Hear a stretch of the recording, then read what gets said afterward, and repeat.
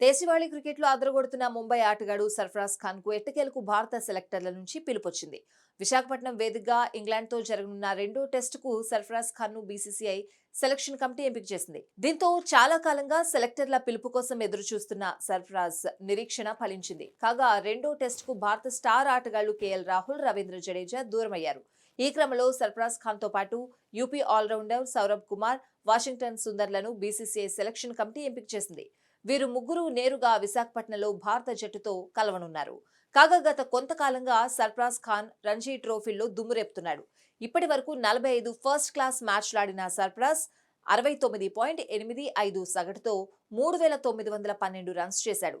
14 శతకాలు, 11 half సెంచరీలు చేశాడు. ఇందులో ఓ ట్రిపుల్ సెంచరీ కూడా ఉంది. ఈ ముంబైకర్ ఇండియా ఏ జట్టు తరపున కూడా అద్భుత ప్రదర్శన కనబరుస్తున్నాడు. అయితే సర్ఫరాజ్ కు భారత జట్టులో చోటు దక్కడంతో ఫ్యాన్స్ ఖుషి అవుతున్నారు. ఇక యూపీ ఆల్రౌండర్ సౌరభ్ కుమార్ కు దేశవాళీ క్రికెట్లో మంచి రికార్డు ఉంది. 68 ఫస్ట్ క్లాస్ మ్యాచ్ల్లోనే 290 వికెట్లతో సత్తా చాటాడు. ఇటీవల ఇంగ్లాండ్ లయన్స్ జట్టుతో జరిగిన అనధికార టెస్ట్లో 6 వికెట్లతో రాణించాడు. ఈ క్రమంలోనే అతన్ని సెలెక్టర్లు సీనియర్ జట్టుకు ఎంపిక చేశారు. ఫిబ్రవరి 2 నుంచి వైజాగ్ వేదికగా రెండో టెస్ట్ ప్రారంభం కానుంది.